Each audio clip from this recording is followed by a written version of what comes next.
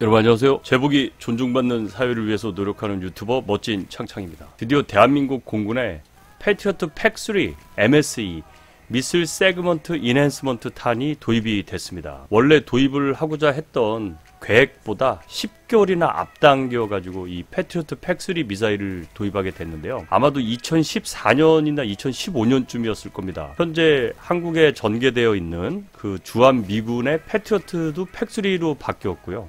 우리나라도 증가되는 북한의 탄도탄에 대한 요격을 하기 위해서 팩3로 업그레이드를 하기로 결정을 했었고요.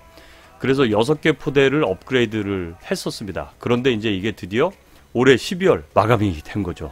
정말 길게 했습니다. 여러분, 패트리어트 팩3는 참 사연도 많고 우여곡절도 많고, 이게 공군에 있다 보니까 늘 사업도 전투기한테 밀려. 공군은 당연히 전투기를 먼저 살려고 하겠죠. 아무래도 공군이다 보니까. 그러니까 전투기를 위주로 사업을 먼저 태우다 보니까 아무래도 이 방공포병의 무기인 패트리어트와 패트리어트 업그레이드는 진짜, 이게 육군에 있었을 때는요 98년도에 패트리어트를 도입하려고 했었어.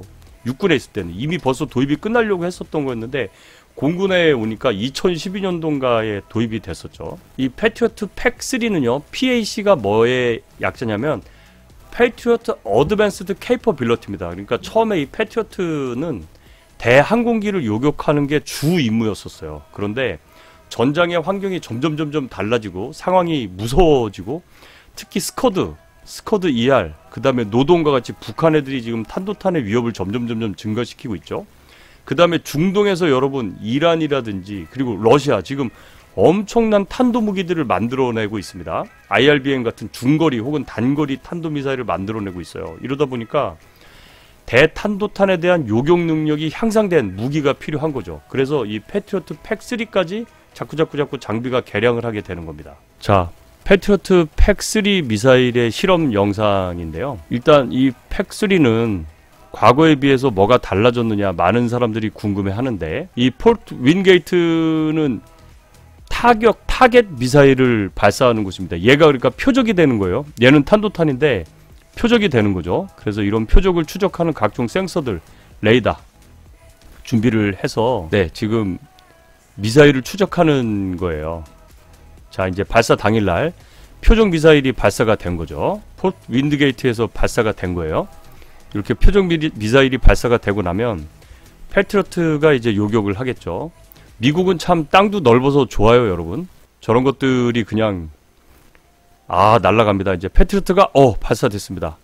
요게 MSE 미사일이에요. 팩3 MSE. MSE는 미슬 세그먼트 인핸스먼트입니다.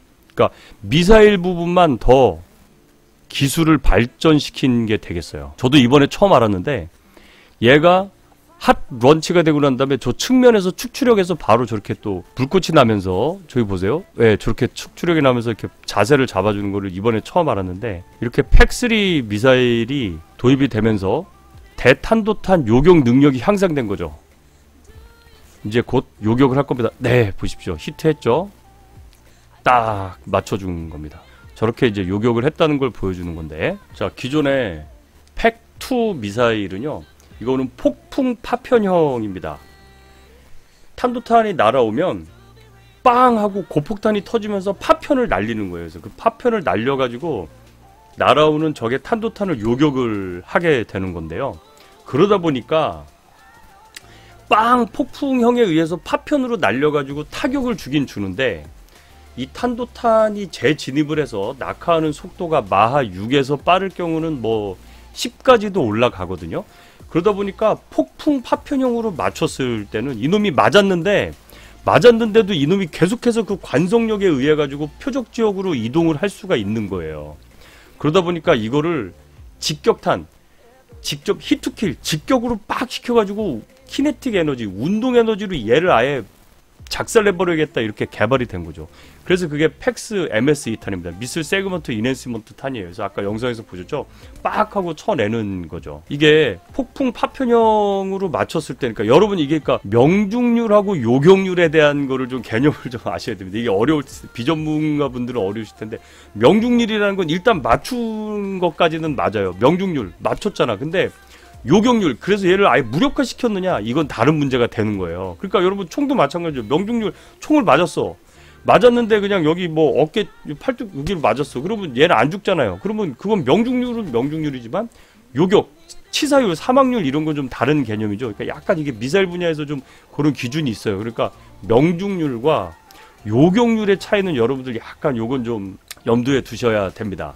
그러면 팩2텍까지는요, 명중률은 뭐 문제가 없었는데 딱 맞아도 이 탄도탄이 계속 내려오다 보니까 2차 피해가 생기는 거예요. 그 표적 근처로는 떨어지게 되거든. 그래서 팩3로 정확하게 탄도탄을 요격하게 되는 거죠. 이 팩3가 배치가 되는 것이 어떤 의미가 있느냐, 바로 한국형 탄도탄 요격 체계인 KAMD, 코리아 에어 앤 미슬 디펜스 시스템이 구축이 된 거죠. 이거는 북한에 점점 증가되는 대탄도탄에 대한 반응을 하기 위해서 매우 효과적인 시스템이 구축이 됐다고 보겠습니다. 그래서 대한민국을 방어해야 되는 주요 방어 자산들이 있겠죠. 비밀이기 때문에 말씀 못 드리지만 여러분들이 생각해봐도 잘 알겠죠. 그래서 그런 위치에 이 미사일이 배치가 돼가지고 적의 탄도탄을 막는 거예요. 그러면 여러분들이 또 여기서 사드하고 패트리어트를 헷갈릴 수가 있는데 제가 영상으로 설명을 드리겠습니다. 그럼 또 여러분들이 사드하고 패트리어트 헷갈릴 수 있어요. 지금 사드가 발사된 거죠. 발사됐습니다. 네. 자, 사드는요, 요건 패트리어트입니다. 네, 패트리어트. 미사일이 좀 작죠, 패트리어트가. 보세요. 예, 그리고 미사일은 패트리어트를 발사할 때 약 45도 각도로 쏘죠. 사드는 약 80도 각도로 쏩니다. 사드의 이름이 터미널 하이 엘티튜드예요. 그러니까 종말 고고도라는 뜻이죠. 보십시오. 저렇게 운동 에너지 가다가 직격해가지고 아예 탄도탄을 무력화시켜버리는 거예요. 자, 사드와 패트리어트를 헷갈리는 분들인데, 그러니까 사드는요 50에서 150km까지, 그러니까 고고도 50에서 150km까지 날아오는 적의 탄도탄을 요격을 하는 거고, 패트리어트는 한 15에서 30km까지의 공중공간에 날아오는 탄도탄을 요격을 하는 거죠. 그러니까 만일에 적이 쏜 탄도탄이 날아왔어. 그러면 150km에서 50km 사이에서 교전을 했는데 혹시라도 교전을 못했을 수가 있어요. 그러면은 그 다음에 패트리어트가 교전을 하겠죠. 근데 그러면 50에서 150km랑 15에서 30km니까 그 30에서 50km 사이에 한 20km의 공백이 좀 비잖아요. 그거는 그럼 미사일을 어떻게 막느냐? 그거는 대한민국이 LSAM이라는 신형 미사일을 개발을 하고 있습니다. 그러면 또 얼마 전에 천궁2가 전력화 됐었잖아요. 천궁2는 그러면 어디를 커버하느냐? 바로 15에서 30km까지를 이 패트리어트가 커버를 하고 있는데, 천궁은 대략 또 그 밑에 대략 10에서 약 한 20km 사이에서 천궁2는 폭풍형입니다. 폭풍형. 마지막에 있으니까. 그래서 여길 또 방어를 하고 있고요. 그러면은 10km, 5km 미만은 어떻게 하느냐, 여러분들도 걱정하실 수 있죠. 이게 5km, 하늘로 5km면 엄청난 거잖아요. 보통 전투기들 거길 돌아다니는데 그건 어떻게 하느냐. 즉 북한의 대구경 조종 방사포 같은 것들이 이제 그 구간으로 날아오겠죠. 그래서 그거는 아이언돔과 유사한 시스템인 이 미국의 스카이 헌터라는 시스템이 있는데, 그거와 비슷한 이 시스템을 우리 대한민국에서 장사정포 요격 체계로 앞으로 개발을 하려고 하고 있습니다. 그렇게 되면은요, 이걸 이제 레이어드라고 해서 다층 방어 시스템이 형성이 되는 겁니다. 다시 한번 말씀드리지만 여러분, 사드가 50에서 150km까지 엄청난 걸 커버하죠.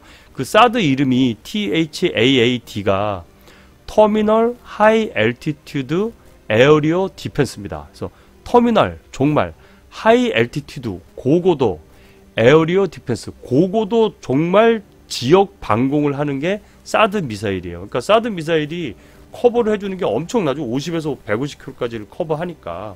그렇게 해서 대한민국이 적의 탄도탄 위협으로부터 다층 방어를 하는 겁니다. 자, 패트리어트가 날아가죠. 엄청납니다. 이렇게 미사일을 실질적으로, 네, 우리 대한민국도 대천 사격장에서 사격을 하죠. 구름을 아예 뚫고 올라가 버리는 거예요. 마 5, 6의 속도로 날아갑니다. 여러분들이 제가 늘 얘기하지만 미사일이 눈으로 보이기 때문에 총알이 미사일보다 빠르다고 생각을 하는 경우가 있어요. 여러분, 총알이 미사일보다 느려요. 지금 저렇게 올라가는 벌써 1km 빵 하고 나서 지금 1초 만에 지금 엄청난 1초 만에 1km 이상 간 거예요, 여러분. 자, 이렇게 한국 공군의 패트리어트 팩3가 배치가 됨으로 해서 대한민국 영공은 좀 더 촘촘하게 방어가 되고 있습니다. 특히 여러분, 북한이 가지고 있는 핵탄두 자체가 엄청나게 무서운 무기잖아요. 이 미사일에 무엇을 실느냐에 따라서 얘가 핵미사일이 될 수도 있고요. 여기에 화학탄을 달아보세요. 여기다가 신경작용제 같은 거 한번, 생물학 무기, 화학무기, 여러분 이런 것도 되게 무섭습니다. 지금 우리 코로나 바이러스 하나로도 온 국가가 이렇게 묻혀있지 않습니까? 그런데 북한이 만일에 탄저균 같은 거 쏴버려 보세요. 그거 패트리어트로 요격을 하지 못하면 그 포자들 온 군데 돌아다녀가지고 그 병균들, 그 생물학 무기, 그 다음에 이 화학 무기 이런 것들 북한이 쏜다고. 얘네들은요, 유엔에서 금지시켰는데 이놈들이 지금 어디에 이게 숨겨놔가지고 어디에 있는지조차 모릅니다. 제가 국방부 군비 검증단에 있을 때 얘네들이 화학무기에 대한 양을 봤는데 어마어마합니다. 그리고 저놈들은 이거 어디다 숨겨놔가지고 찾기도 힘들어요. 산 어디 땅굴 파놓고 넣었을 거 아니에요. 이것도 정말 심각한 문제 중에 하나예요. 자, 패트리어트의 가장 큰 장점이라면은요, 바로 기동성에 있습니다. 저렇게 트레일러에 얹혀져 있잖아요. 저 바퀴들 보이시죠? 모든 장비가 저렇게 바퀴에 얹어져 있습니다. 저건 뭘 뜻하냐? 언제든지 기동이 가능하다. 즉 어디든 이동이 가능하다. 그래서 얘네들 장비 이름에 보면 AN, MPQ 뭐 어쩌고 어쩌고 하다가 T라는 게 달려있어요. TPS 뭐 이런 식으로 T라고 달려있는데 바로 트랜스포터블이죠.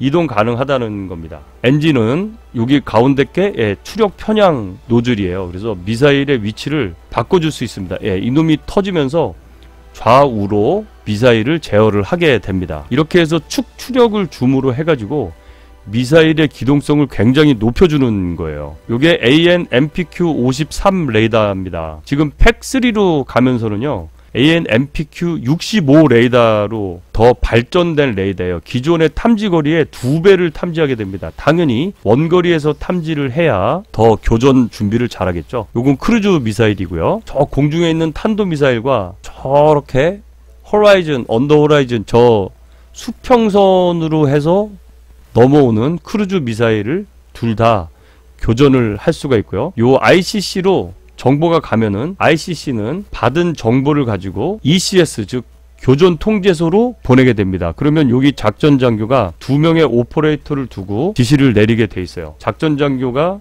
표적을 할당하고 교전 지시를 내리면 오퍼레이터들이 그 지시에 따라서 움직이게 됩니다. 그러면 패트리어트 교전 우선 순위를 정하게 되는데 탄도탄하고 크루즈 미사일하고 어떤 게 더 교전 우선 순위냐, 이거는 이제 ICC를 통해서 판단을 하게 됩니다. 보통은 탄도탄을 더 교전 우선순위로 둬요. 얘는 팩3 탄인 줄 알았더니 팩2 탄인가 보네요. 자, 그러면 이제 발사대로 명령을 줍니다. 그래서 2발을 쏘죠. 슛 쏘는 거예요. 2발을 쏘는 이유는 여러분, 첫 번째 발이 놓쳤을 때를 대비해서 두 번째 탄이 다시 준비를 하고 있는 겁니다. 이렇게 표적을 향해 날아가면서 추력을 주다가 표적의 궤적이 변경이 되면은 탄의 궤적을 또 바꿔야 되겠죠. 그래서 우리 탄도 바꾸게 됩니다. 그리고 미사일도 자체 레이더가 있어요. 그래서 날아오는 적의 탄도탄을 계산해서 예상 요격 지점으로 이동을 하게 되는 거죠. 보시면은 좌우 위아래 이렇게 측추력으로 움직이죠. 그러다가 빵 히트키를 하게 돼 있습니다. 자, 크루즈 미사일의 경우는요, 좀 요격을 하기가 쉬워요. 얘는 속도도 느리고 기동성도 제한되어 있기 때문에 미사일 입장에서는 저 크루즈 미사일 쏘는 거는 굉장히 쉽습니다. 네, 그리고 얘는 폭풍 파편형이죠. 히트킬이 아니라 폭풍 파편형입니다. 미리 터져가지고 크루즈 미사일을 무력화시킨 거예요. 그러면 저 두 번째 탄은 어떻게 되느냐, 저렇게 자폭을 합니다. 첫 번째 탄이 다 맞췄기 때문에 그럼 두 번째 탄이 날아가다가 아군 항공기에 위협이 될 수도 있잖아요. 그래서 보시는 것처럼 이렇게 자폭을 해요. 그래서 많은 분들이 미사일을 쐈는데 적기를 만일에 못 맞췄어, 아니면 탄도탄을 못 맞췄어, 그럼 이 날아가는 미사일이 어떻게 돼요? 이런 질문을 많이 하는데 자동으로 터지게 되어 있습니다. 그러니까 교전을 실패하거나 아니면은 애초에 교전을 하지 않아야 될 경우 저희가 자폭 버튼을 누르게 되는데요. 그러면 자폭을 하게 돼 있어요. 여러분 걱정 안 하셔도 됩니다. 네, 여러분 드디어 2020년 12월 패트리어트 팩3가 개량을 모두 마치고 대한민국 공군에 완벽하게 배치가 완료가 되었는데요.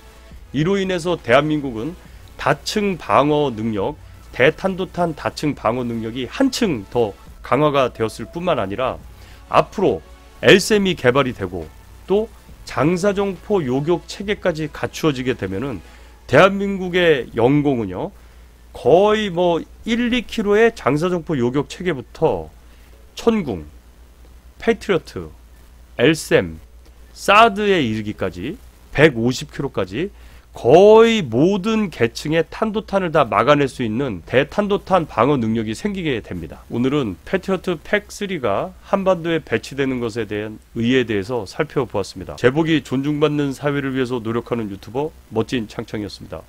감사합니다.